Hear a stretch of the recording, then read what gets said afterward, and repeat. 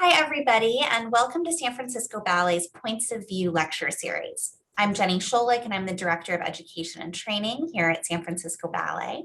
And we are so pleased to be able to provide this free lecture series to the public. Traditionally, we held these lectures on the War Memorial Opera House stage on Wednesday evenings, right around 6 p.m. And so we are continuing that tradition of Wednesday talks by offering these points of view lectures on the Wednesday following the initial stream of each of San Francisco Ballet's programs throughout the digital season. And this is actually our very last one for Program 7, Swan Lake. Today's conversation has been pre-recorded in order to accommodate our panelists' schedules. You can find our full list and videos of past discussions on our website at sfballet.org/events, as well as on Facebook and YouTube. I am going to hand it over to Mary Wood, who is our host for this conversation tonight, and she will introduce our guests. But I want to give a brief introduction to Mary before I do that. So Mary Wood is a native of Washington State who received a BFA from the University of Utah and performed for 9 years with Ballet West under the directorship of Willem Christensen. After relocating to San Francisco in 1975, she taught children's and adult ballet technique and ballet history at San Francisco Ballet School, pioneered the Dance in Schools program, and was the principal lecturer for community outreach efforts in the 1980s. She has moderated these Points of View programs since 1986, as well as the Meet the Artist interviews since 1985, and frequently participates as a guest lecturer in our various audience engagement programs. In March of 2016, Mary retired from 22 years as a full-time lay associate in the office of the congregation at Grace Cathedral. So over to you, Mary, and have a wonderful discussion. Well, thank you, Jenny, and hi, everybody. Hi, Mary. Add my welcome to our audience and say how delighted I am to be part of this conversation about my hands-down favorite ballet, Swan Lake. And then how delighted I am to have as my conversation partners, principal dancer Yuan Yuan, principal dancer Tiit and San Francisco Ballet artistic director and principal choreographer Helgi Tomasson. So welcome to each of you. I'm going to just add a few visuals as we start. So let's do this quick screen sharing thing. I want us to just savor the look. This is the exquisite final moment of our Swan Lake. Here we have a photo of Yuan Yuan, a wonderful photo of Tiit, Helgi, and a very recent photo in the studio rehearsing. Another photo of Yuan Yuan and Tiit, and the third act pas de deux dramatic moment from our Swan Lake. So savoring those photos, I'm going to go back to, there we are. And moving on, as advertised, today's topic is Helgi's Swan Lake, which is currently streaming as the final production of this year's digital season and we will be seeing or are seeing Yuan Yuan and Tiit performing the lead roles. So before actually delving into that, a few moments to just get reacquainted with our team here. First, Yuan Yuan joined the company a whopping 25 years ago in 1995 as a soloist and was promoted to principal dancer rank 2 years later. Yuan Yuan, just recall a little bit about your training, your early training, and then actually your pathway to San Francisco Ballet. I trained in Shanghai Dance School when I was 11. I started ballet at age of 11, and I graduated 5 years later, like 16-year-old. And then that year I went to the international competition. That was in Paris International Ballet Competition. That's where Helgi discovered me. And then at age of 17, I went to Germany, Stuttgart, and study. And then I I received an invitation letter from Helgi, asked me to dance the Nutcracker and the Gala. So then at the age of 18, I landed San Francisco and joined the San Francisco Ballet, and I never left.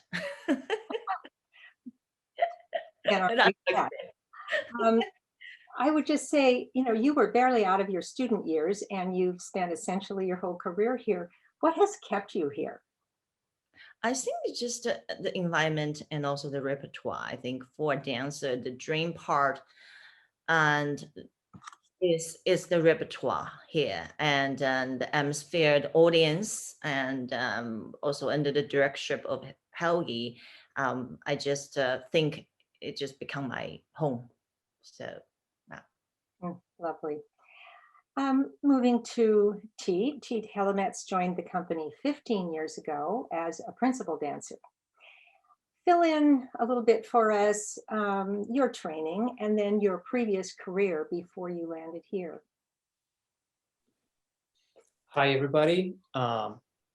Yes, I was trained in Estonia in the Vaganova method. And back then it was still Soviet Russia. So it wasn't even Estonia then. And I went through the school, I joined the company, and I got very lucky to have gotten many opportunities to learn principal parts, and eventually was promoted to principal. And then left the company, joined Birmingham Royal Ballet for 6 years, and took an ambitious site to San Francisco Ballet, and I've been here ever since. Well, likewise, you've chosen to dance really the longest arc of your career here. What has kept you here? Oh, for sure, repertory, and the city, and the talent, the kind of talent that we have here. It's I've never seen anything like it anywhere else, and it just pushes you constantly, and the entire environment, and it's just it's an artist's dream to be here. Wow, that's pretty cool to hear. Well, we're pretty familiar with Helgi Tomasson's story, but I'll hit those high points. Helgi is a native of Iceland. He trained there and in Denmark. He landed in New York City at School of American Ballet, and he performed with Joffrey Company and Harkness Company. I'm really sliding over a lot here, Helgi, I know. In 1969, he took the silver medal in the Moscow Ballet competition, at which the gold medal was famously taken by Baryshnikov. He enjoyed a 15-year career at New York City Ballet, and retirement and taking the San Francisco Ballet directorship happened virtually simultaneously in 1985. So now, Helgi, we're looking at the announcement that you will step down at the end of the 22 season, which will be your 37th season, making you, I believe, the longest tenured artistic director of an American ballet company in American ballet history. Can you remember the moment when you accepted the offer to come to San Francisco Ballet? And can you tell us about that moment? Helgi, you're on mute. Sorry, I didn't know I was. Yeah, I was going to say that was really a long time ago, but I remember it. Actually, what led up to it was that I had just been offered to become the artistic director of the Royal Danish Ballet in Copenhagen prior to that. And it looked like that was going to happen. But then Lou Christensen telephoned me and said, please don't accept anything before I can speak to you and bring you out here and show you what I have. And as things would have it, there was a delay in Copenhagen. So I said, okay, fine, I will. The search, in the meantime, Lou passed away. And the search committee knew of his intention. So they contacted me with the idea of coming out here and talking to them, which I did. And shortly after that, I had my farewell performance in New York. And a week after that, I was voted in as the artistic director of San Francisco Ballet. So clearly you said yes. And I said yes, yes. Wow. On the other end of that arc, what has brought you to the decision that next season should be your farewell season? Oh, well, I've been thinking about it for a while, not because of the pandemic.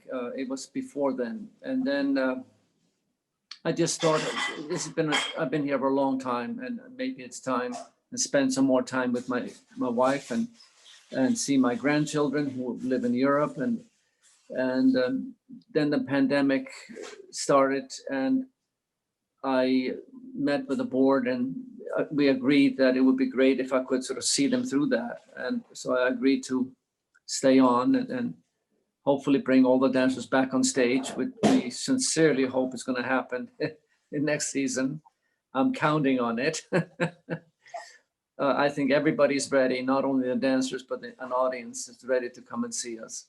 So that's really what happened. And I just felt that I have done everything that I set out to do. And, maybe it's time for someone else to carry on. Well, next year is going to be something. Words fail me. It's going to be amazing. I want to go around one more time before we actually dive into Swan Lake, because I want a little more background. Yuan Yuan, you have performed roles in all of the classics. You have created roles in a huge part of our contemporary repertoire. What do you find the most satisfying? Either or what satisfies you about each process, performing the classics or performing contemporary works? I think for me, it's important to have the classical base as this company's.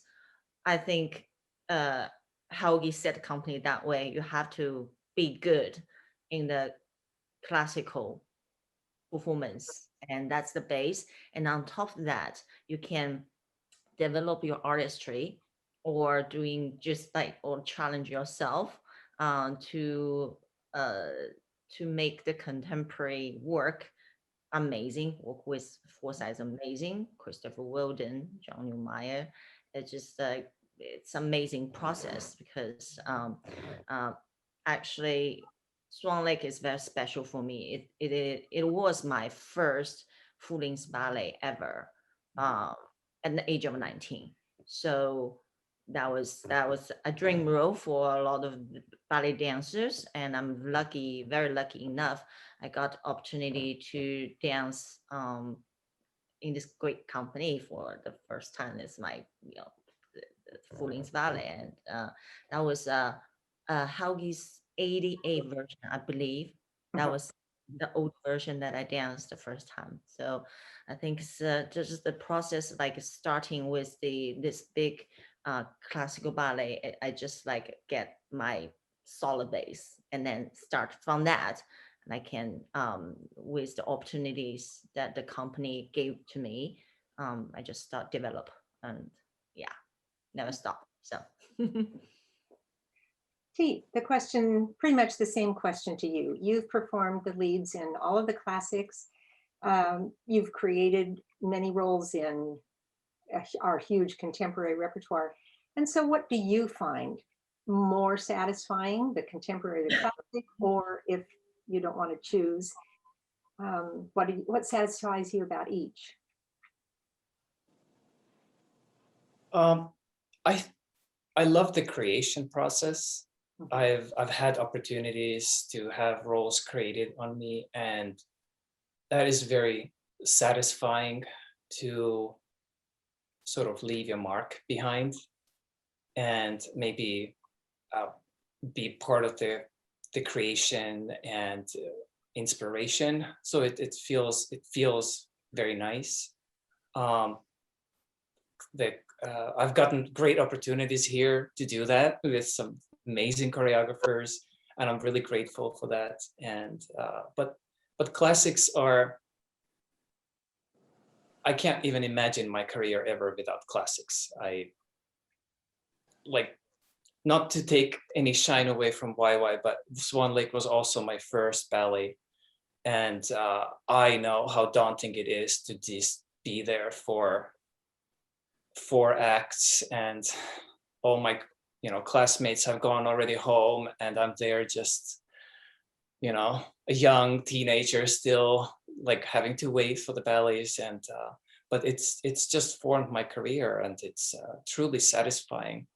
And I've done so many different versions, and it's just fun to explore new ideas and new ways of dancing and applying yourself. I love all of it. I have no favorites. I love all of it. I'm hoping we might have a little time later on in our conversation to talk about different versions, but before we can get to that, I want to move on to asking Helgi. We're looking at the plans for the 2022 season.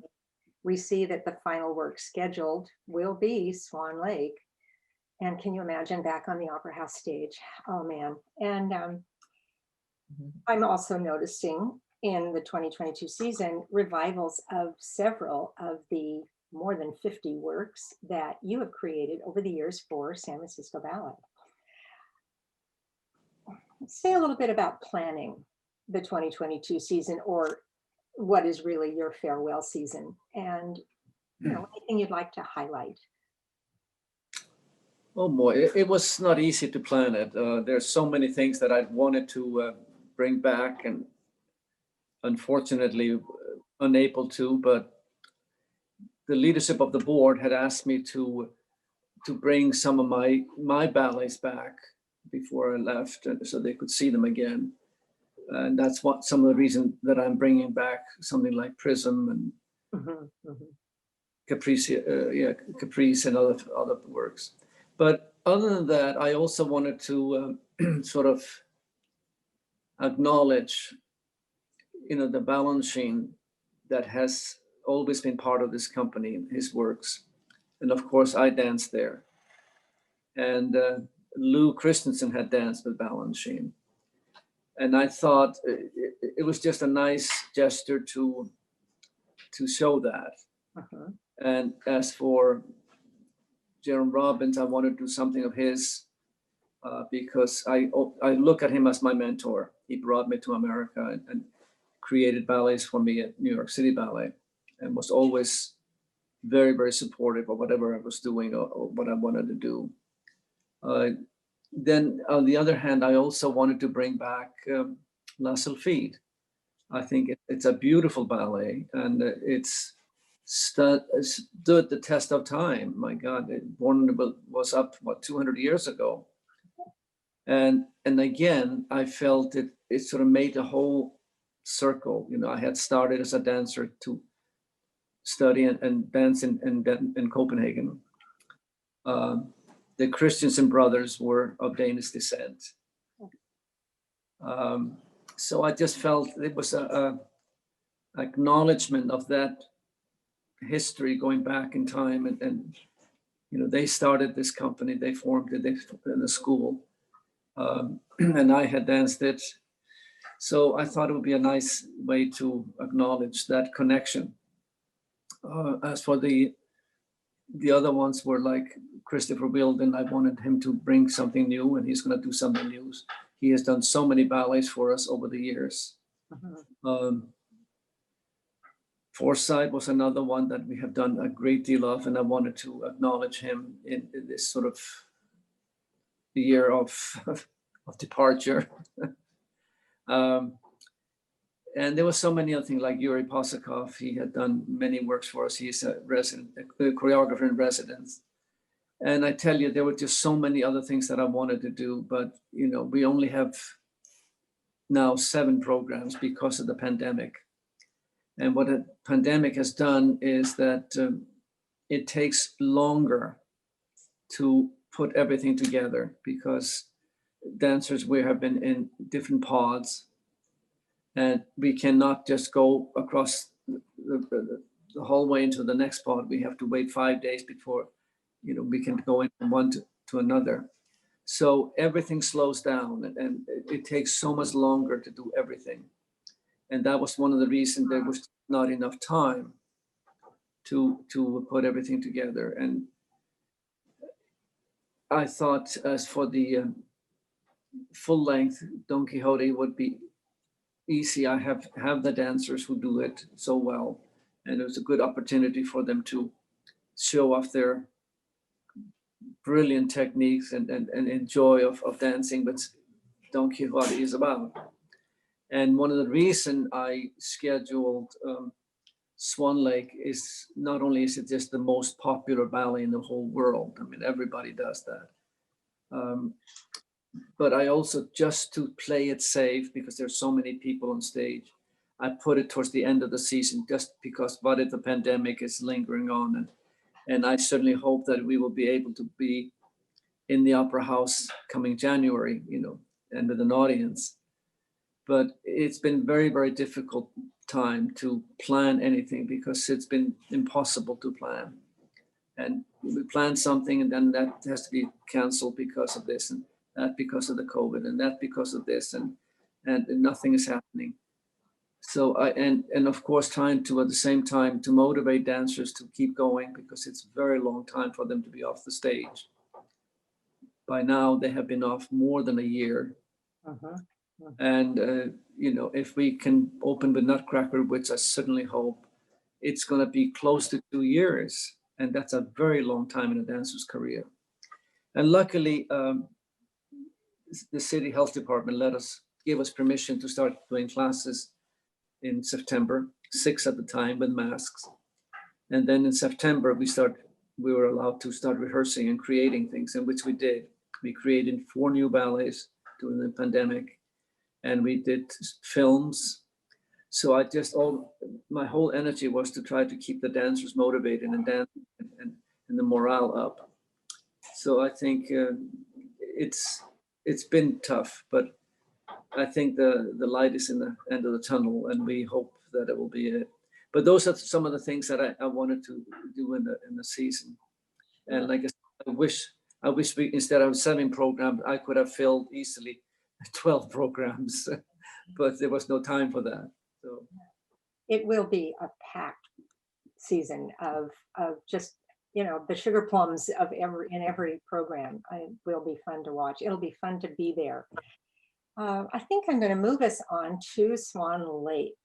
And I want to do a quick flip back to some visuals. So hang on here briefly. I got that one, and sort of left you with Tiit and Yuan Yuan. This ballet, Swan Lake, as you said, the most popular ballet in the world, probably the iconic, and that's the only time I'll use that word, I promise, classical ballet. Most of the familiar versions are descended from the 1895 production of Marius Petipa and Lev Ivanov to this immortal Tchaikovsky score. San Francisco Ballet has important history with the ballet. In 1940, Willem Christensen presented America's very first full-length version, starring his brother Lou Christensen as Prince Siegfried, Jacqueline Martin as the Swan Queen Odette, and Janet Reed as the scheming Odile. And why the role is divided is sort of another whole conversation. But and then, aside from occasional appearances of a 1-act lakeside version, there was no full-length production until 1988 when Helgi presented it. I was able to find a picture from the old 1988 version with Evelyn Cisneros and Anthony Randazzo in the lakeside scene. And I would just call our viewers' attention to the lake shimmer, which goes up the backdrop. And then we had the new production in 2009. And I would call everyone's attention to the lakeside shimmer on the floor of the stage. And that's something we might even get around to chatting about in a minute. So now back to conversation. I want to ask each of you, just to go around, what is your first Swan Lake memory? Yuan Yuan has already shared dancing the full length Swan Lake, but go back before that. What is your very first memory of the ballet Swan Lake? And let's start with Yuan Yuan. Oh, actually, speaking of which, it's funny. I think it was like when I was 5 years old. I saw on the TV that was Galina Ulanova was doing the Swan Lake, and I was just like, I won't leave the TV. My face is just like that close. I was like, this is magical, and how she can doing this beautiful dance on point. I don't know what it is, but I tried to do the releve, but I was like, ouch, this is not gonna happen. But how am I gonna be like that? So that was the first memory of the Swan Lake, and I remember the beautiful crown, and then the headpiece, and the tutu. So I was like drawn in with this beautiful art form since I was young. Yeah. Tiit, how about you?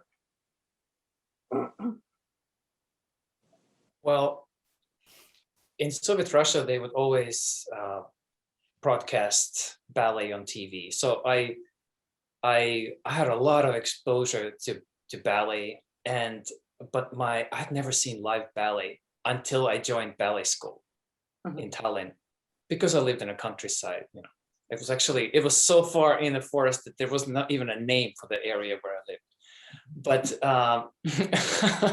But so I saw the opening night gala of the Estonian National Ballet, and they were doing an excerpt of the White Swan with the girls, just 6 girls on the side. And I was so like mesmerized how much noise the ballet shoes made. And it's just that sort of left me this impact of, wow, this is really something very different I've never seen. But I was truly captivated. I loved watching it. Just so drawn in, wanted to see more and more.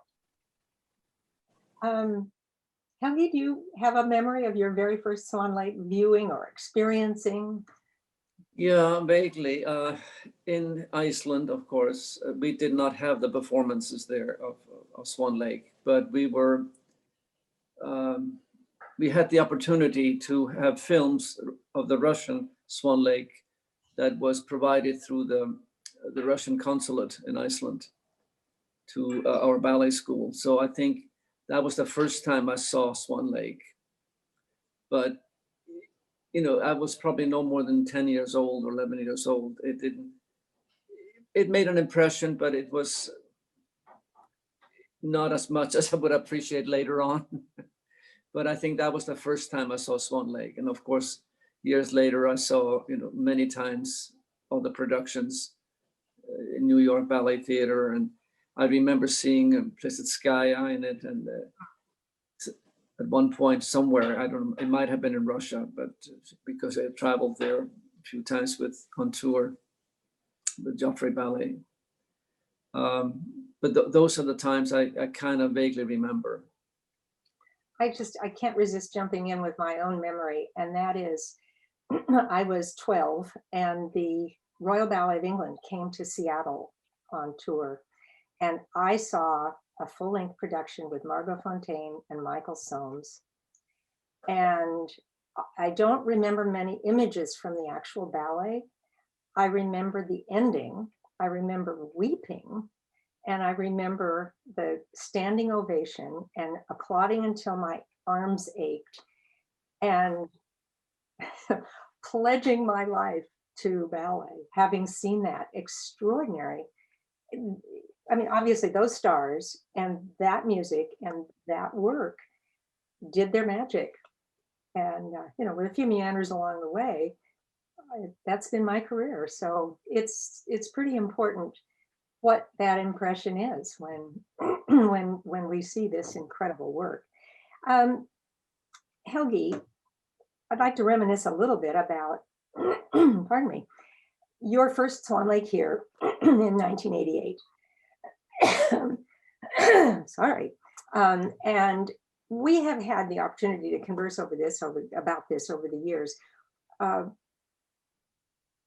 your motivation for bringing that important classic ballet to your fairly new ballet company. You'd only been here 3 years. So talk about that decision. Yeah, I think when I came here, I felt that I had ambitions to make this company into a really truly a national company, and hopefully one day into an international company. But to be able to achieve that and be accepted, the company needed to be able to dance the full-length classics, being it Sleeping Beauty, Swan Lake, or Giselle, or whatever, that in a way that would be accepted. It was really solid and technically and emotionally, and so they could be recognized as, yes, this is a major company. I think that was a very important part of building the company up. So I set out to do that, and I felt the dancers should be challenged, and they were, and I think they did a wonderful job with it. I got Jens Jakob Warsaw, a Danish designer, to design it, and I was very pleased with the outcome. And I think that was sort of the beginning of, how can I say this? I think I always felt that in this city that was the beginning of an acceptance of a lot of the public of this company, where it was going and what it could possibly become and achieve. So it was a big milestone for the company, I think, to being able to achieve that. I think quoting Willem Christensen back in 1938, he felt that in order to build a true classical ballet company, he had to give his dancers classical ballets to dance. And that's exactly what you said. And with that in mind, looking at that 1988 production, you built it around the tradition, obviously. There are some things that the audience wouldn't let you get away with if you didn't do the traditional movement. I believe that our second act had some very special attention and coaching from the great Irina Jakobsen. Am I remembering that correctly? Yes, I brought her in. She was teaching at our school, and I brought her in to help coaching and I kept the second act because it's such a iconic, gorgeous. How are you going to improve on that?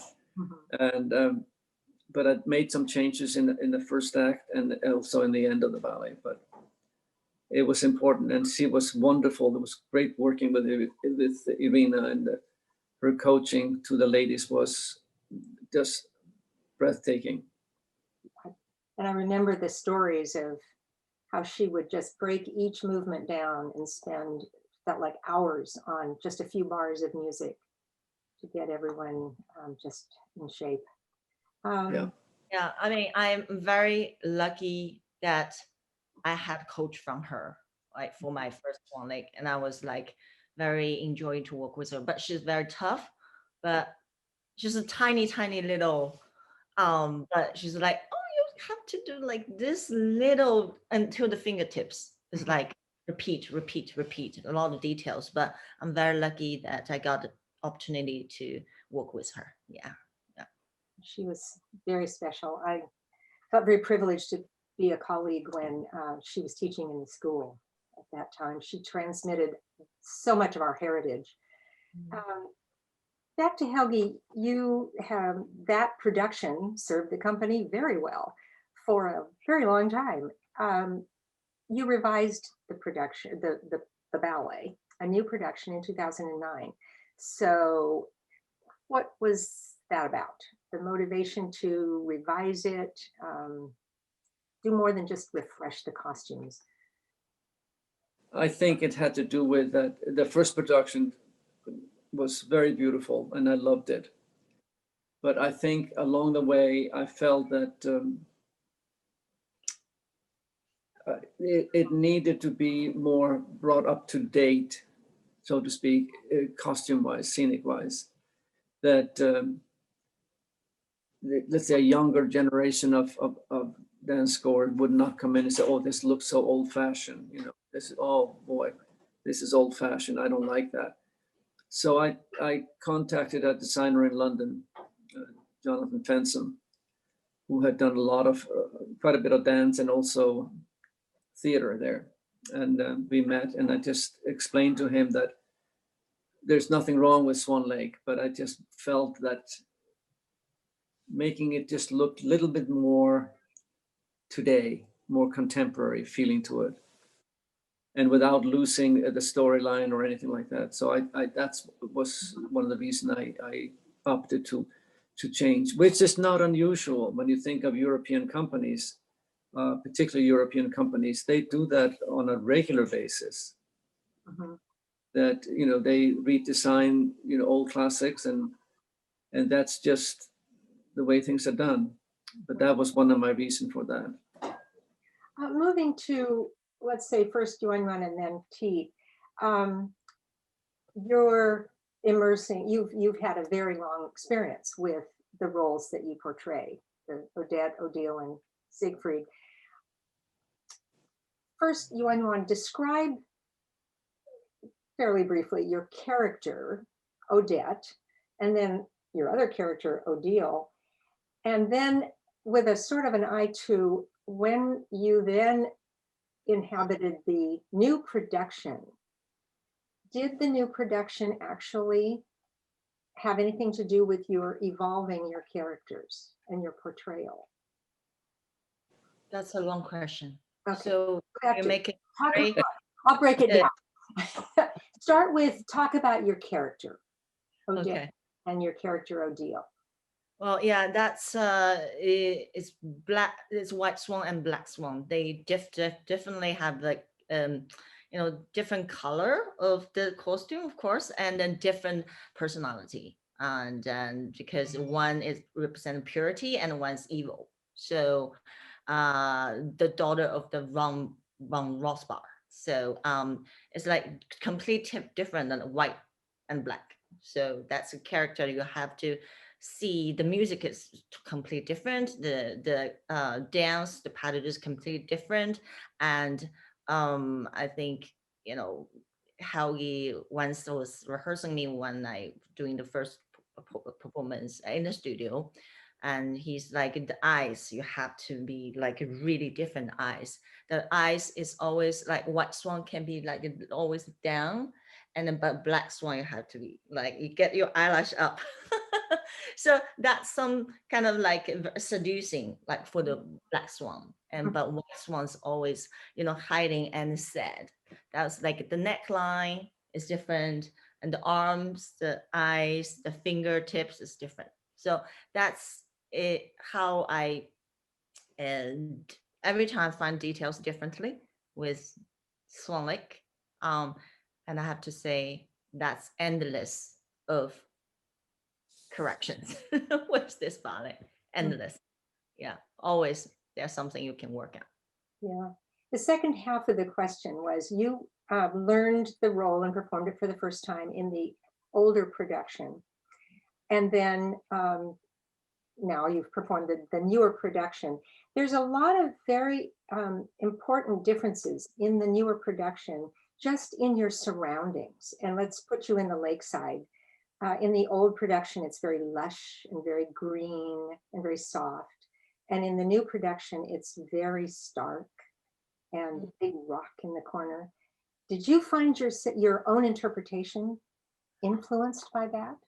Well, actually, this is like very, just by the way, in the lakeside, I think for this new production, Helgi had like extra kind of an introduction of what happened. So he at the lakeside, Mhm. what things happens is the princess von Rosbar turn princess into the swan. That's Right. one very at the beginning of the Swan Lake. So that makes, I think that's something really new. I mean, I did not see any the other production have something like that. So that was like big change for us. The first thing we started a new Swan Lake is how he was in the studio with us. He explained to us why like why he wanted to do something. He's like, I wanted to make sure that audience gets it, and then how use some digital things and change we fall and we become swan and fly away. So that was just happened in the lakeside. And then first time Prince met the Prince Odette is also in the lakeside. So that's how maybe the story start, have very strong connections. And then the last lakeside, there's three lake scene. First, Odette turning into the swan, or swan Odette, and then second, meet the prince, and third, meet the prince again, because prince was go to the lakeside to apologize to her after he swear to the ordeal. So that's three, very important lakeside scene, and which is very important. They all connected as a storyline. Thank you. Let's turn to Tiit and talk about your character Siegfried and how maybe the role has evolved for you. And in the back of your mind, the idea that there was that first production that had a look and a feel, and then the second production, maybe that helped you with a different look and feel. So just say some things about it. Yeah, the first production, that was great. I loved it. I actually, yeah, I loved dancing that production. It looked like a beautiful dream. And the second production had a much more of a modern feel, much more updated, maybe a little bit closer in history, not so far away. Mhm. And so it was, it had, because the stage was so open, I would definitely say that the bigger energy in a way that you project through your back and through your chest and through it towards the audience, and the runs and everything had to be much bigger because there was a lot of stage to fill, and it was kind of freeing, and yeah, it had like a fresh modern feel, which I really appreciated. Yeah. Who is I this? want to add something, because in the new version, one of the challenge is, you can see the reflection. It's like Yeah. in the on the water. The marley floor is a special marley floor, but it's very slippery, but it's so beautiful to look at. So we had to get used to it, and then we had a lot of stage rehearsal, just break the floor in, so become like comfortable. But as you see the picture you're showing, and that was amazing. It's just like a magic. So how you have this vision of like really have the water happen, the reflection of all the swans like floating on the water. So that was beautiful. But it's like, behind the scenes, it's hard to dance on that slippery floor, but we all made that happen. And all the stairs, the Black Swan first entrance, you have a lot of energy. One time I slipped and I just sit on the on the stairs, go boom, boom, boom, boom, boom. Go in. But every time we have to be very careful for our very ground entrance. You have to look after your steps on the stairs. But it's beautiful. It's like so amazing feelings. And just like Tiit says, grand, it's like very subtle, and then you're like, you show up just like a queen for the Black Swan. I'm remembering that in this current production, the stairs are right smack in the center of the back. So yes, that's a grand entrance. And one wouldn't want to slip. Mary, I just wanted to say that in the second act, Lakeside, what I liked, and Jonathan and I spoke about when he was designing this, that there is this big rock in the middle of the stage, black. And what I felt that it really showcased the choreography of the second act, the beautiful patterns that were created. And how the swans in their white to stand against that. There was no clutter. It was just purely, you could see every swan, you could see all the patterns. And I think that for me was an important part to create. And the rock is so stark and hard, which is sort of represented Rothbard. Mhm. You know, there's nothing nice about it. There's nothing soft about it. And so that was his domain, sort of. But I love the idea of this black Mhm. swans, as you see in the photograph that you were showing, you know, the swans facing upstage towards the rock, and the shine on the floor. We both wanted that to reflect the water. And it does. Oh, so successfully. It's just stunning. And yes. Yeah, just like one more thing, just speak of the rock, and we we have to jump off the rock. We have to, when you're really deadly tired, and you have to run on the rock and then jump off. It's very high. Yeah, it's high. Yeah, and it's Very a lot of, and it's a steep running up the rock. I know it is. Very Yeah. steep. You And- know what we're thinking behind my mind?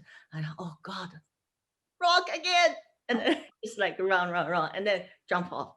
So, but that's the moment you get on the rock and jump, your heart, it just explode. Well, it's Yeah. very effective, let Yeah. me say. I have been looking at the secondhand ticking away, and we are very close to being out of our time.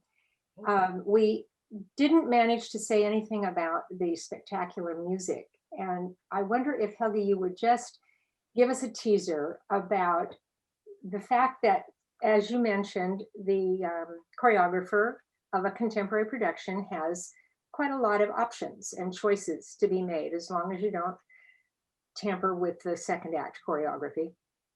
In the fourth act, or so-called fourth act, you have you actually changed up the music a little bit between your two productions. Can you say a quick word about that? Yes, in the, call it the fourth act, which is the fourth act. There is this beautiful waltz. The music is gorgeous, but to me, it just represented just another group dancing of the swans, and I felt that after the end of third act, when the prince realizes that he has been deceived and he has sworn his love to the wrong woman, he feels terrible, and it runs back to the lakeside to basically ask for forgiveness. And I felt, for me, that was an important part in the storytelling, that he goes to her and he is so dismayed, and he begs her to forgive him. And I felt to finish the storytelling for me was more important than including that beautiful waltz, which is just swans waltzing and waltzing, which can be very pretty. Don't get me wrong, but I just felt putting them together there in that intimate part of the made a closure on the story, and you know what it meant, and then why they can't be together. So that's why I changed that, and it was important for me for the storytelling point. I think that's when I usually start to tear up, which I think might be part of the dramatic intention. Well, we really are at time, and I'm going to ask Jenny to jump back in. Before she signs us all out, I do want to say a very profound thank you to all of you. I want to say, Helgi, thank you for the past 36 years and all the conversations we've had. You're welcome. Yuan Yuan, for all of the remarkable roles that you've inhabited and that our audiences have savored. And likewise to Tiit, thank you for all of the roles that you've inhabited and that our audiences have savored. And so thank you for being part of today's conversation. Thank you. Thank you. Thank you, Mary. Thank you very much. Thank you very much. Thank YY and Tiit, thank you for doing this. Thank you. I'll just very briefly echo Mary's thanks to all of our panelists. Mary, thank you for being with us today and moderating this great discussion. And of course, a huge thank you to our audience out there who's watching and spending some time with us here at San Francisco Ballet today. You can visit our website for more information about our digital season and our other educational offerings. And on behalf of San Francisco Ballet, I just want to say a really heartfelt thank you for being with us through this really unexpected year that we've all lived through. It's because of your support that we're able to do these things and that we're able to return to the stage next year. So we really appreciate it and thank you for being here.